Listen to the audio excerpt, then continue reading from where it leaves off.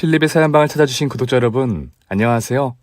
오늘도 알턴이 빠진 것보다 더더욱 통쾌한 사연 준비했습니다. 지금 바로 시작해볼까요?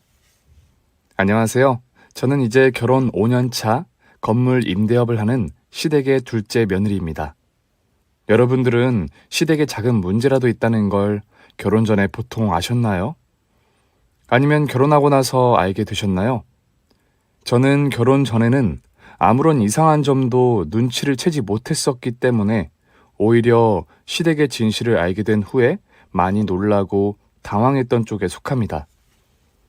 이렇게 얘기하니 뭔가 대단한 비밀이 있는 것처럼 들리지만 어마어마한 비밀, 그런 건 아니고요.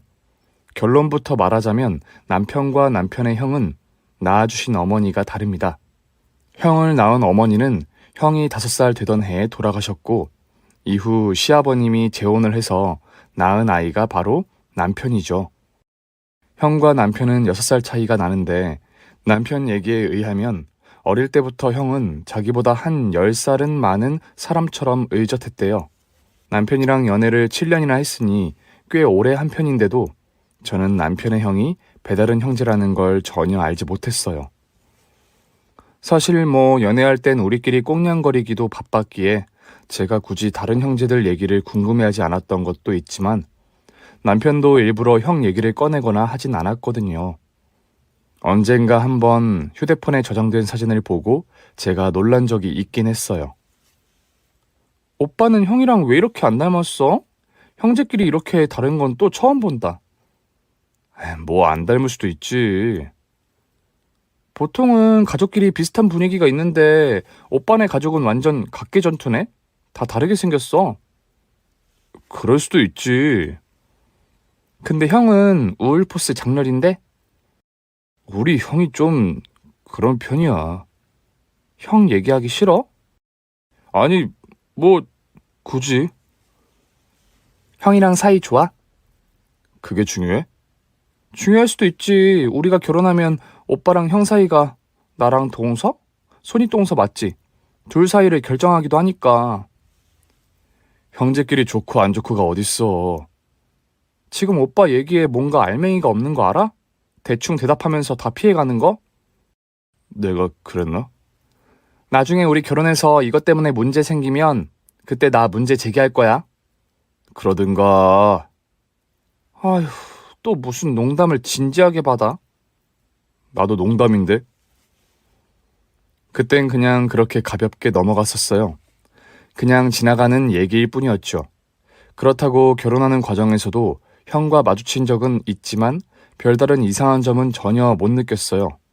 다만 시어머니가 형보다 남편을 유독 아낀다는 느낌은 좀 받았습니다. 하지만 그게 제 결혼의 중요한 문제는 아니라고 생각했기에 역시 가볍게 넘겼죠. 제가 시댁의 진실을 알게 된 건 결혼 후 첫 명절 때였어요. 저는 첫 명절이니만큼 단단히 마음 먹고 하루 일찍 도착했는데 형님네는 오지도 않으셨더라고요. 당일날 아주버님만 차례 시간 딱 맞춰 오시고 형님은 아예 안 오셨죠. 제가 또 궁금한 건 잘 못 참는 성격이라 어머님께 쪼르르 여쭤봤죠. 어머님, 근데 형님 왜 못 오신대요? 연락은 왔었어요? 그네는 원래 안 온다. 왜요, 어머님? 그래도 명절인데? 내가 오지 말라고 했어. 이제 너도 있는데 더더욱 안 와도 되지 않겠니? 그래도 이런 날은 다 같이 모여서 수다도 떨고 그래야 정이 쌓이죠. 말도 마라. 걔랑 정이 쌓일 게 어딨니? 정이 더 안 떨어지면 다행이지. 혹시 어머님이랑 형님 사이에 무슨 일 있었어요? 괜찮으면 얘기해 주세요, 어머님. 와서 도움되는 게 있어야 오든 하지. 지도 여기 별 볼 일 없으니까 코빼기도 안 비치겠지. 분명 어머님이 뭔가 불만이 있는 것 같았는데 자세한 얘기는 안 해주시길래 그날 밤에 남편을 붙들고 다시 꼬치꼬치 물었습니다. 왜 아주버님만 오신 건데? 응? 원래 그래? 형님은 왜 안 오셔? 그게 좀 복잡한데. 나 복잡한 얘기 겁나 좋아해. 단순한 거 딱 질색이야. 빨리 해봐. 빨리. 형이랑 형수 결혼하고 첫 해에 엄마랑 형수랑 대판하고는 형수가 이 집 안 온다고 선언했어. 그런데 나도 자세한 건 잘 몰라. 뭐야, 자기 형 얘긴데 왜 몰라? 형도 그런 얘기 나한테 잘 안 하고 내가 형수님한테 물어볼 수도 없고 엄만 맨날 내가 물어보면 형수님 욕만 하니까 답답한 저는 명절이 끝난 후 손윗동서인 형님께 전화를 걸었습니다. 무슨 일이야, 동서? 형님 안 바쁘시면 저랑 커피 한잔 해요. 갑자기? 저 지금 형님네 동네에요. 여기 맛있는 디저트 카페 있다고 해서요. 제가 살 테니까 형님은 나와주시기만 하세요. 네? 그렇게 형님을 만나 겨우 모든 얘기를 들을 수 있었어요. 어머님과 형님 사이에 있었던 일. 대단했더군요. 제 끈질긴 취재의 결과를 이제 공개하겠습니다. 어디서부터 얘기를 할까요? 그러니까 아주버님의 친모가 돌아가신 후 지금의 시어머니와 재혼을 했으니 아주버님 입장에선 어머님이 새엄마였던 건데 5살 어린 나이였음에도 불구하고 아주버님은 심성이 착해서 새엄마를 친엄마처럼 잘 따랐다고 해요. 시어머니가 제 남편을 낳은 후에도 남편을 진짜 친동생처럼 잘 보살폈고요. 그런데 시어머니는 아주버님이 어릴 때부터 진짜 대놓고 구박했었던 모양입니다. 지금부터는 제가 형님께 듣고 여러 경로를 통해 확인한 얘기예요. 아주버님이 중학교 3학년 때였습니다. 어머님, 저 참고서를 좀 써야 하는데. 그래서? 돈이 좀 부족해서요. 공부는 해서 뭐하게? 빨리 졸업이나 하고 돈이나 벌라니까? 너 혹시 고등학교도 가고 대학교도 갈 생각이니? 고등학교 때부턴 아르바이트 할게요. 그래? 너는 뭐 돈이 땅 파면 나오는 줄 아니? 뻑하면 돈을 달래. 죄송해요. 얼마나 필요한데? 7,000원이요. 너 내가 나한테 얼마 가져가는지 다 적어놓고 있으니까 그리 알아. 네. 너 먹여주고 재워주고 입혀준 거? 이렇게 키워주는 거? 다 갚으란 얘기야. 알겠어? 네, 어머니. 용돈도 코딱지만큼 주면서 학업에 필요하다고 용돈을 더 요구하면 구박하기 일쑤였죠. 아주버님은 자신이 얘기한 대로 고등학교에 들어가면서부터는 이런저런 아르바이트를 하기 시작했는데요. 몇 푼 안 되는 그 돈도 시어머니한테 거의 다 드렸었대요. 너 알바비 받을 때 되지 않았니? 네, 그렇지 않아도 드리려고 했어요. 여기요. 뭐야, 왜 이것밖에 안 돼? 이번 달엔 학원비를 내야 해서요. 이것저것 다 빼고 주면 도대체 나는 어떡하란 얘기야? 죄송해요, 어머니. 그래서 너 대학을 굳이 가겠다고? 선생님도 포기하지 말라고 하셨어요. 대학을 포기하기엔 제 성적이 아깝다고요. 어우, 난 모르는 일이다. 행여 등록금 달라 집에 손 벌릴 생각은 꿈도 꾸지 마. 저는 이해가 안 됐어요. 아무리 친엄마가 아니어도 그렇지 고등학생 아들의 아르바이트비를 삥 뜯다니요. 그렇다고 시댁이 못 사는 집이었냐? 그것도 아니었거든요. 시아버지는 임대업을 하고 계셨는데 건물 하나를 시어머니에게 일찌감치 증여하셨대요. 그러니 적지 않게 월세를 받고 있었을 텐데도 시어머니는 눈엣 가시 같았던 그 어린 큰아들 등골을 빼먹고 있었던 겁니다. 자신의 친자식이 아니라는 이유만으로요. 그럼 형님, 아주버님은 그걸 다 참고 견디신 거예요? 그래도 가족이니까. 와, 저 같으면 당장 뛰쳐나왔을 것 같아요. 안 그래요, 형님? 그래서 대학에 가면서는 독립을 했나 봐. 진짜 잘하셨네. 그럼 그때부턴 어머님이 더 이상 이전처럼 못하셨겠어요? 그럴 리가. 아주버님은 대학에 가서도 시간이 나는 대로 온갖 아르바이트를 다 하셨답니다. 편의점은 물론 택배 상하차, 공사 현장까지. 그렇게 번 돈은 차곡차곡 적금. 붓고 싶었겠지만 그럴 수 없었겠죠. 큰 아들을 자기 통장으로 아는 시어머니가 버티고 있었으니까요. 그즈음 아주버님은 집을 떠나 학교 근처에서 자취를 하셨지만 그 전에 받던 생활비 명목의 돈을 그만 달라 소리를 어머님은 일절 하지 않으셨고 착해 빠진 아주버님은 또 그걸 그대로 드렸답니다. 생각해봐, 동서. 고등학교, 대학교 다니는 아들한테 그럴 정도면 직장 들어가고는 오죽했겠어? 형님, 제가 지금 딱 그거 물어보려고 했거든요. 어땠어요? 그땐 더 했어요? 해도 더했지. 아예 대놓고 이 사람을 자기 ATM 취급했더라고. 아주버님이 꽤 좋은 기업에 취직한 후에는 아예 노골적으로 큰 돈을 요구하신 적도 있었대요. 집 이사해야 되는데 네가 회사에서 대출받으면 이자가 싸니 그렇게 하자고 해놓고는 그 대출받은 돈 이자며 원금까지 다 아주버님이 갚았죠. 생일이나 무슨 날이 되면 비싼 선물 요구하시고요. 그리고 제 남편이 대학에 갔을 때 일인데요. 너 저기 차 한 대 새로 살 생각 없니? 지금 잘 타고 다니는데 왜요, 어머니? 아니, 네 동생이 이제 대학에 갔는데 학교가 멀어가지고 다니기 힘들어 하더구나. 애가 몸이 약해서 맨날 피곤해하고. 근데 제 차는 왜요? 으이그, 너는 꼭 말을 해야 알지. 애 차 한 대 필요하다. 그 얘기잖아, 지금. 저 타던 차 승진이 주자는 말씀이세요? 난 승진이 그렇게 키운 적 없다. 동생이라고 맨날 형이 물려입던 옷 입고 형이 먹다 남긴 거 먹어야 되겠니? 무슨 말씀이세요, 어머니? 동생이 대학 갔는데 차 한 대도 못 사준단 말이냐? 형이 돼가지고 너한테 정말 서운하구나.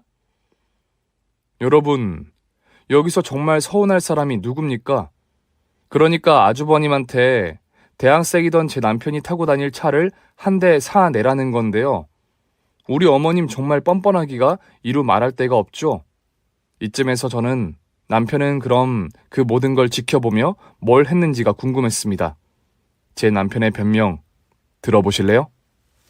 나는 그런 줄 몰랐어, 맹세코. 엄마가 주는 용돈이 형이 주는 건 줄 몰랐고 엄마가 타고 다니라고 사준 차가 형이 사준 차라는 거 몰랐다니까? 어떻게 그걸 모를 수가 있어? 아무도 말을 안 해줬으니까. 엄마도 또 형도.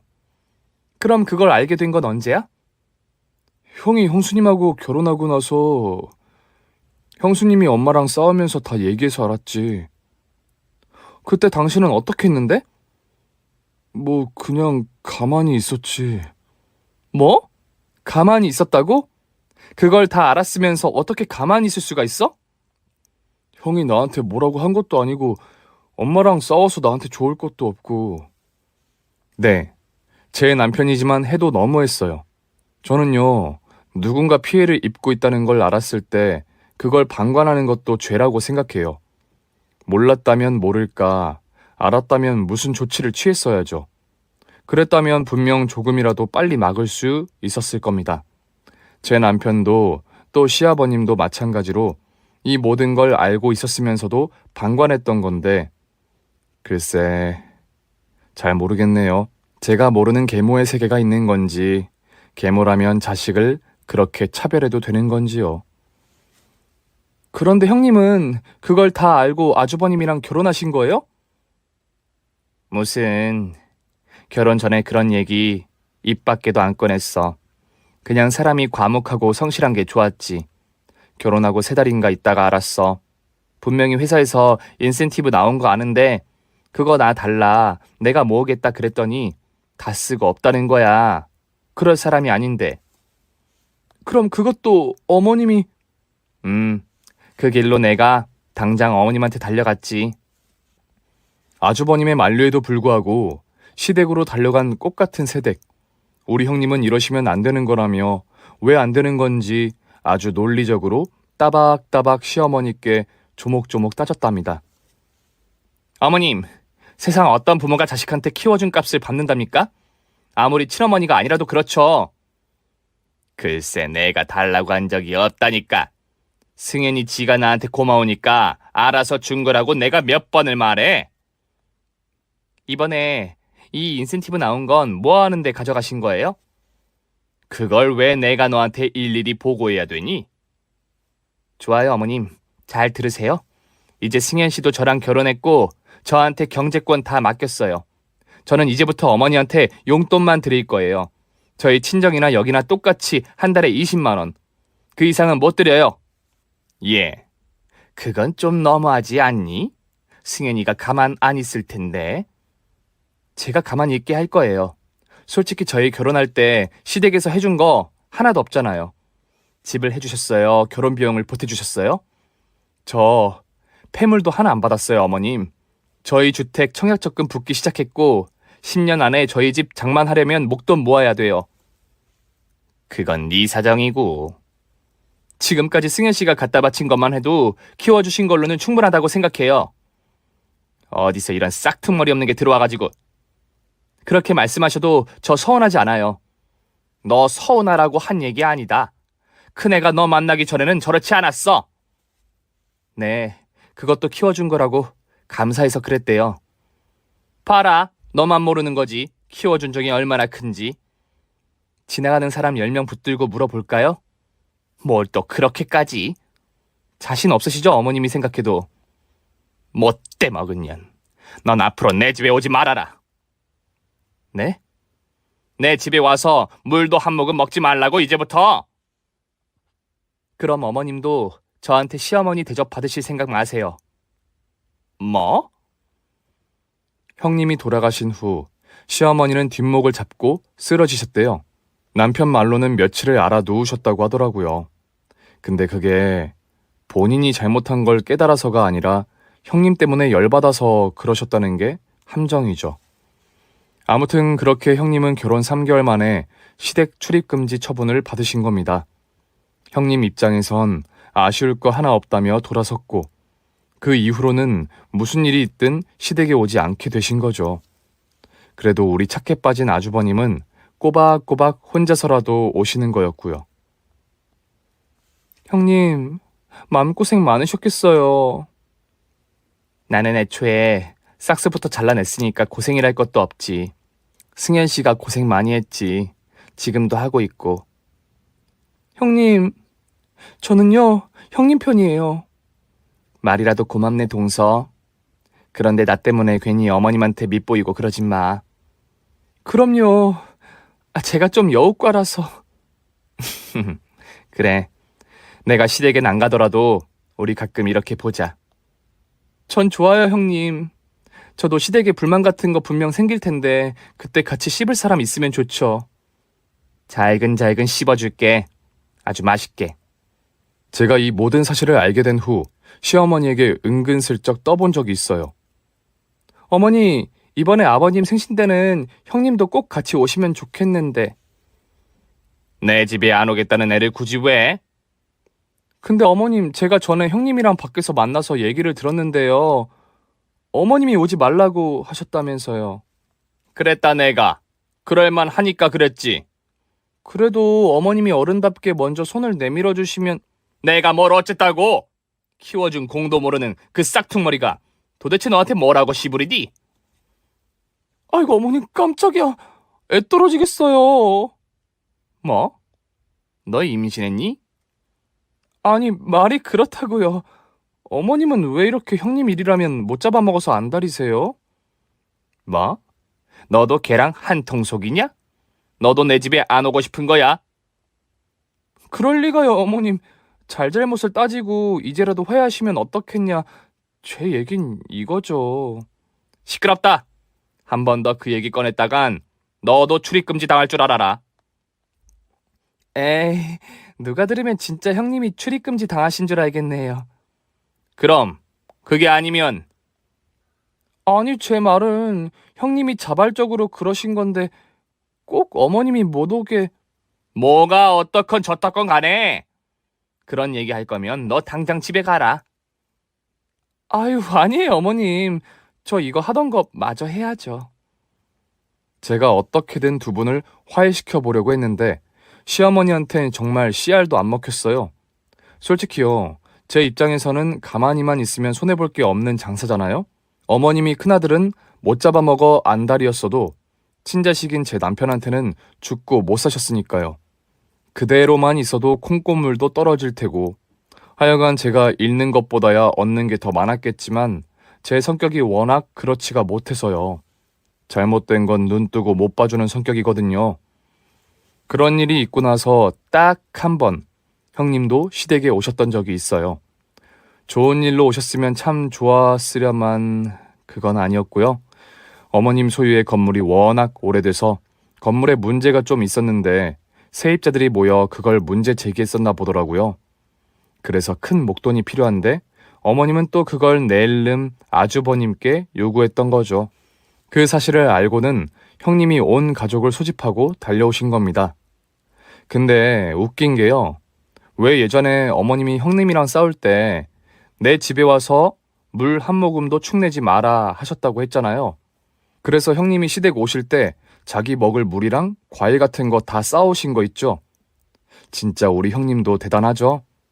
아무튼 두 번 다시 마주하기도 싫다던 시어머니랑 다시 한번 맞짱 뜨는 형님은 더 대단하셨습니다. 어머님, 제가 분명히 말씀드렸을 텐데요.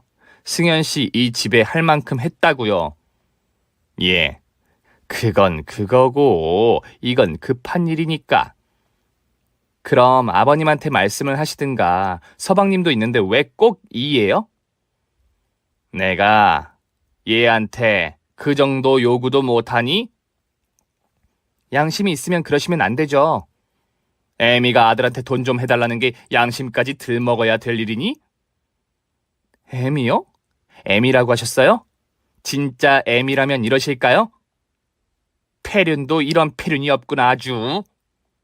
이런 폐륜? 누가 시작하셨는데요. 이제라도 바로 잡자는 것뿐이에요 저는.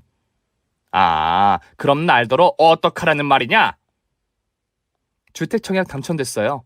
저희도 당장 목돈 필요해서 어머님 해드릴 돈 단 한 푼도 없으니까 그리 아세요. 그 자리에서 아버님이랑 제 남편은 말도 한마디 못 꺼내고 꿀먹은 벙어리. 아주버님은 형님을 여러 번 말리려고 하셨지만 형님은 대쪽처럼 꼼짝도 안 하셨어요. 나중에 형님 목소리가 점점 높아지고 시어머니는 도저히 당할 재간이 없다고 판단하셨는지 갑자기 어지럽다며 쓰러지시더라고요. 딱 봐도 연기였죠. 아이고 머리가 아파질 것 같아. 어머니 괜찮으세요 어머니? 엄마 왜 그래? 119라도 부를까? 전년이 나를, 아이고, 나 죽는다, 나 죽어. 어머님이 진짜 쓰러지신 건 아니고요. 슬로우 모션으로 자기 안 다칠 만큼 적당히 여기저기 잡으면서 넘어지셨어요. 뾰족한 데 피하고, 머리 피하고, 손 짚을 거 다 짚으면서요. 장이 꼬이는 것 같다며 바닥을 댕굴대굴 구르시는데 형님이랑 저랑은 어이없어서 눈 마주치고 낄낄 웃었잖아요. 완전 헐리우드 액션 장렬이었어요. 몇 년 전 동계올림픽에서 오노 액션 다시 보는 줄 알았다니까요. 시아버님도 남편도 대체 이걸 어떻게 수습해야 하나, 말려야 하나, 그냥 연기하게 둬야 하나 어정쩡한 태도였죠. 아무튼 그 일이 있은 후 형님은 두 번 다시 시댁에 오지 않으셨어요. 저야 뭐 틈틈이 형님한테 전화는 드렸지만 저도 사는 게 바빠 형님을 자주 만나지는 못했었네요. 그렇게 3년 정도 지난 어느 날 남편의 휴대폰으로 아주버님이 전화를 하셨더군요. 형이 어쩐 일이야? 네 형수가 교통사고를 당했다. 뭐? 아니 어쩌다. 형수는 괜찮아? 사고가 커서 병원으로 가는 도중에 그만. 뭐? 형은 괜찮은 거야? 어떻게 된 거야? 병원은 어디야? 어디로 가면 돼? 그냥 그렇게 됐다는 것만 알아줘. 형, 그게 무슨 말이야? 우리가 지금 당장 갈게. 장례식장 어디야? 승진아, 알아도 괜찮아. 그냥 네 형수 명복이나 빌어줘. 형! 어쩌려고 그래, 형! 아주버님은 그냥 형님의 명복을 빌어달라는 말만 남기고는 전화를 끊어버리셨고 남편과 제가 번갈아서 계속 전화를 했지만 연락을 받지 않으셨어요. 너무 놀랐지만 아무것도 손쓸 방법이 없었어요. 시댁에 전화를 드렸지만 어머님도 아버님도 같은 연락을 받았다는 얘기 외에는 전혀 들을 수 없었죠. 며칠 후 남편과 함께 시댁을 찾았습니다. 시부모님도 걱정을 많이 하셨는지 얼굴이 반쪽이 되셨더군요. 늘 날카롭게 살아있던 시어머니 눈빛도 축 처져 있었습니다. 어머님, 괜찮으세요? 괜찮아야 되는데 뭐 꼭 그렇지는 않은 것 같다. 엄마 아빠는 혹시 형한테 따로 무슨 연락 받았어요? 형은 만났어요? 아니다. 장례식 잘 끝났다고만 한 번 연락 오고는 아직 연락이 없구나. 어머님, 아버님도 장례식장엔 못 가신 거예요? 아이고, 내 팔자야. 왜요, 어머님? 어디 불편하세요? 그년 생각만 하면 내 속에서 열불이 난다. 어머님, 그래도 형님 돌아가셨는데. 내 말이 그 말이야. 죽어서도 하는 짓이 어째 그리 싹퉁머리가 없어. 세상에 시부모를 장례식장에도 못 오게 하는 그런 며느리가 세상에 어디 있대니. 대놓고 아주 우리를 나쁜 년놈으로 만들잖니. 엄마, 형도 너무 갑작스러워서 그랬을 거야. 우리가 조금만 기다려주자. 남편의 위로에도 시어머니는 한참 동안이나 돌아가신 형님을 욕했습니다. 물론 어머님 말씀도 아주 틀린 말은 아니라서 그 자리에서 굳이 말을 꺼내진 않았지만 저는 그렇게까지 했던 형님의 마음을 충분히 이해할 수 있었어요. 어머님 때문에 아주버님이나 형님이 얼마나 괴로우셨는지 저는 그래도 어느 정도 아니까요. 더구나 시어머니 성격에 장례식장에서 이 사람 저 사람 만나 무슨 얘기할지도 뻔히 눈에 보이잖아요. 얼마나 가식을 떨며 누구보다 슬퍼하는 모습 보일지도요. 형님 성격 같았으면 마지막 가는 길에 그렇게 싫은 사람 얼굴 보고 싶진 않았을 것 같아요. 그래도 다행인 건 시간이 좀 지난 후에 아주버님은 시댁에 다시 발걸음을 하기 시작했다는 겁니다. 물론 잠깐씩 들렀다가 그냥 일어나는 수준이었지만 그래도 아주 연을 끄는 게 아니라는 게 저는 다행이라고 생각했어요. 굳이 다행일 것도 없지만 아무튼 제 마음이 그랬다는 겁니다. 그리고 희한한 건 시어머님이 이전과는 달리 아주버님의 눈치를 조금씩 보기 시작했다는 거예요. 물론 예전처럼 대놓고 아주버님을 못살게 구는 그런 정도가 아니라는 거지. 뭐 더 뜯어먹을 거 없나 찔끔찔끔 찔러보는 일은 종종 있었죠. 그럴 때마다 아주버님도 이전과는 달리 단호하게 어머님의 요구를 차단했어요. 그런 일이 한 번씩 있을 때마다 시어머니가 아주버님 눈치를 보는 강도도 점점 강해졌죠. 그래서였을까요? 예, 얼마 안 있으면 큰애 제사인데 넌 어떻게 했으면 좋겠니? 왜요, 어머님? 뭐 생각이 있으세요? 우리가 지내주자고 하면 큰애가 그러자고 할 것 같으니? 어머님이 직접 하시게요? 글쎄요, 아주버님이 딱히 싫다고 하진 않으실 것 같은데요? 그럴까? 아유, 내 팔자야. 왜 또 팔자 타령이세요, 어머님? 죽은 며느리 눈치까지 봐야 되니? 도대체 내가 무슨 잘못을 그렇게 했다고? 어머님이 무슨 생각을 하셨던 건지는 모르겠어요. 일말의 죄책감을 느끼셨던 건지도 모르겠지만 얘기를 들어보면 또 꼭 그렇지만도 않은 것 같고 아무튼 아주버님도 그렇게 하자고 동의하셔서 형님의 첫 제사는 시댁에서 모두 같이 지내기로 결정했죠. 형님 제사 음식을 준비하는데 저는 좀 울컥하더라고요. 아무리 자주 보지 못했어도 형님은 내 편이란 생각 늘 했었으니까요. 갑작스런 사고로 돌아가시긴 했지만 살아계셨다면 아마 저랑 형님은 누구보다 친한 언니 동생처럼 친구처럼 좋은 관계로 지낼 수 있었을 거예요. 꼭 제가 형님을 좋아해서가 아니라 형님은 정말 똑똑하고 좋은 사람이었으니까요. 제사상이 다 차려지고 다들 각자의 형님을 떠올리며 제사상 앞에 경건한 마음으로 섰습니다. 막 저를 올리려는 차에 시어머님은 깜빡했다며 잠시 부엌에 다녀오셨어요.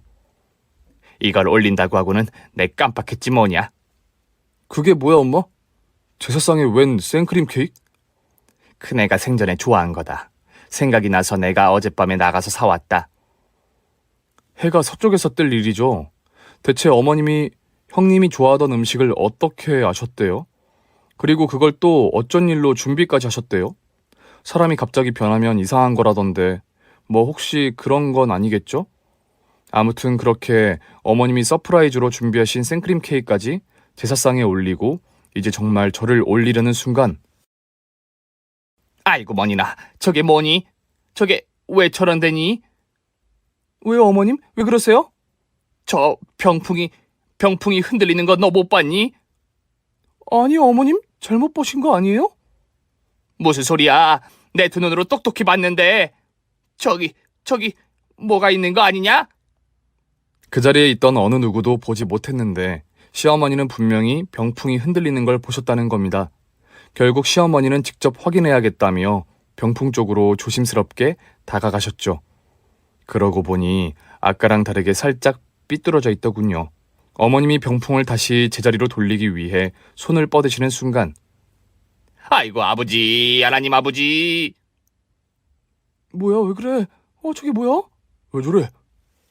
시어머니는 믿지도 않는 하나님 아버지를 외치셨습니다.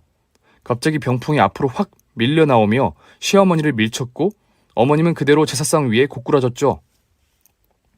엉망이 된 제사상 위에서 허둥대는 바람에 탄국이 어머님을 덮치고 제사상 밑으로 깔려 들어간 어머님 머리 위로 잘 볶아진 나물들이 가발처럼 올라갔어요. 색색깔로 아주 골고루요.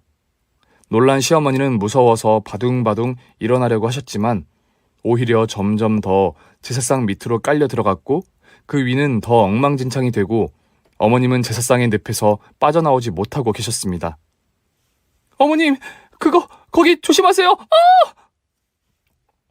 상을 밀치고 자리에서 겨우 일어나려던 어머님은 아까 사오신 생크림 케이크를 밟아 다시 한번 미끄러지면서 엉덩방아를 찧으셨습니다.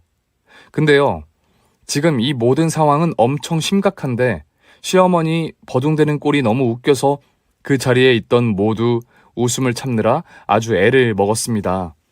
시아버지는 터져나오는 웃음을 참으려고 급기야 바닥에 대구포를 들어 입에 꽉 무셨죠.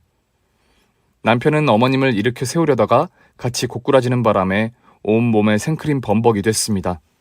결국 저도 참지 못하고 웃음이 터져버렸는데요. 그 와중에 시어머니는 또 불벼락을 내리셨어요. 웃어? 너 지금 웃음이 나오냐? 죄송해요, 어머님. 지금 웃으면 안 되는데 제가 미쳤나봐요. 정신 차릴게요, 어머님. 저는 셀프 따귀를 때려가며 웃음을 참으려고 했지만 도저히 참을 수가 없었습니다. 대체 이게 뭔 일이래니? 여보, 얼른 여기 좀 치우자.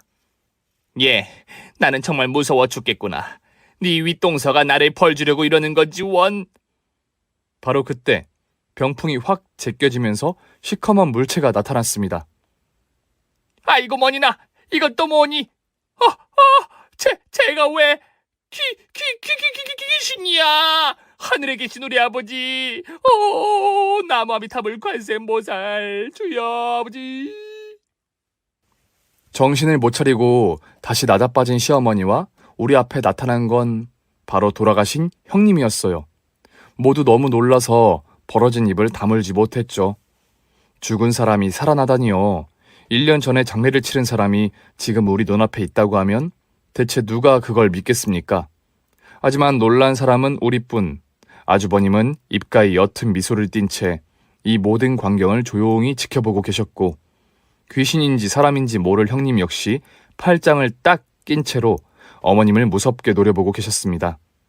어머님은 저승사자라도 본 것처럼 눈도 뜨지 못한 채 무릎을 꿇고 일단 싹싹 빌기부터 하셨어요.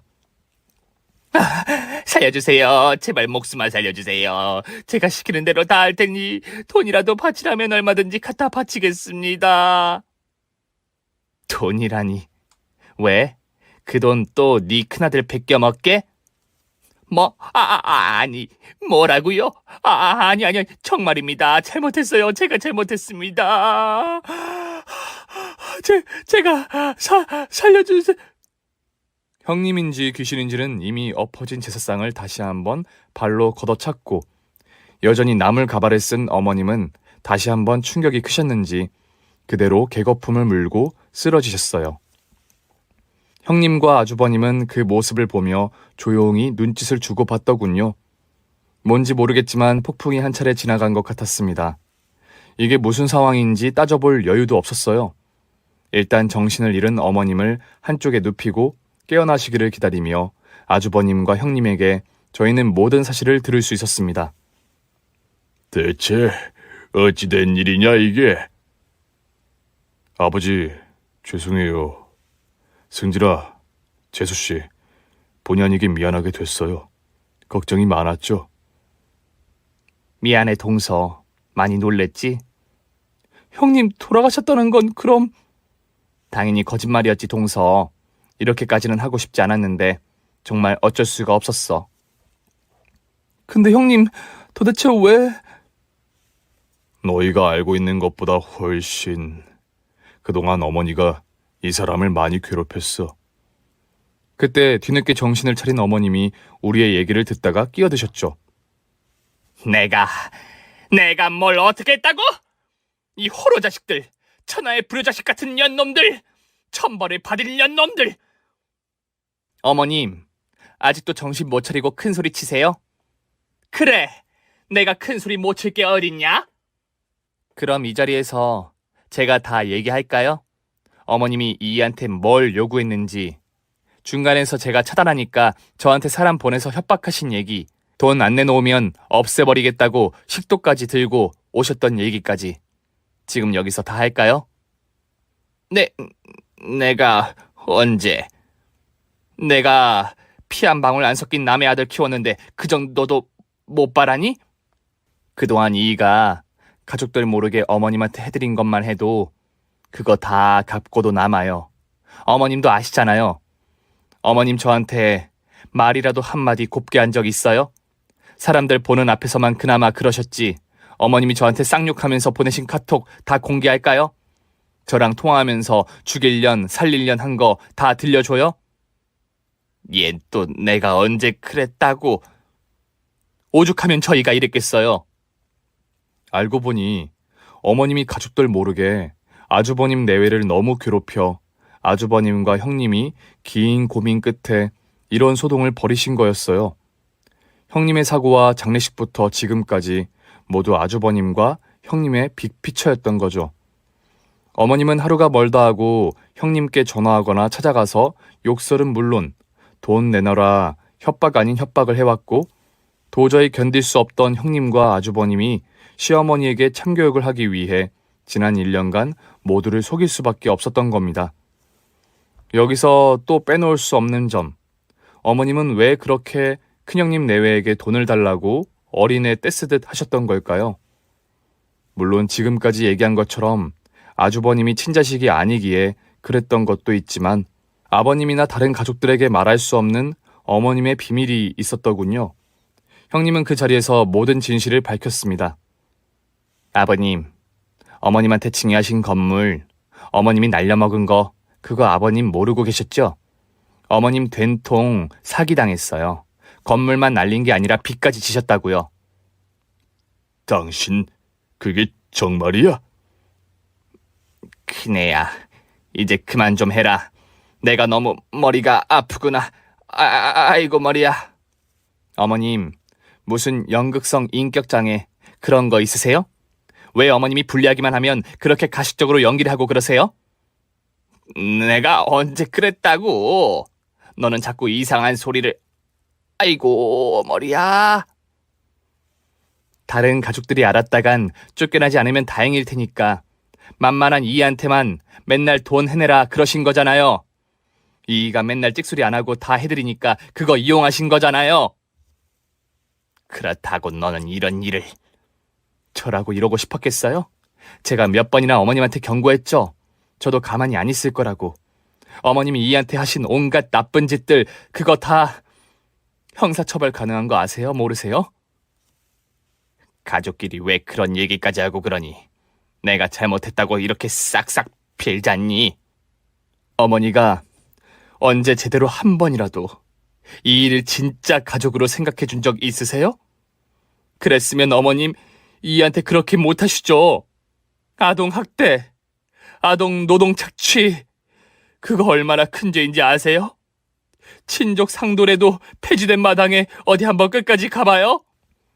여기서 잠깐, 친족 상도례는 친족 간의 재산 문제가 있을 때 친족이란 이유로 면제부가 되는 법조항이라는데 사실 아직 폐지된 건 아니고요. 형님이 어머님을 제대로 교육하시려다 보니 자기도 홧김에 아무 말이나 나왔던 거라고 형님이 나중에 저한테 실토하셨답니다.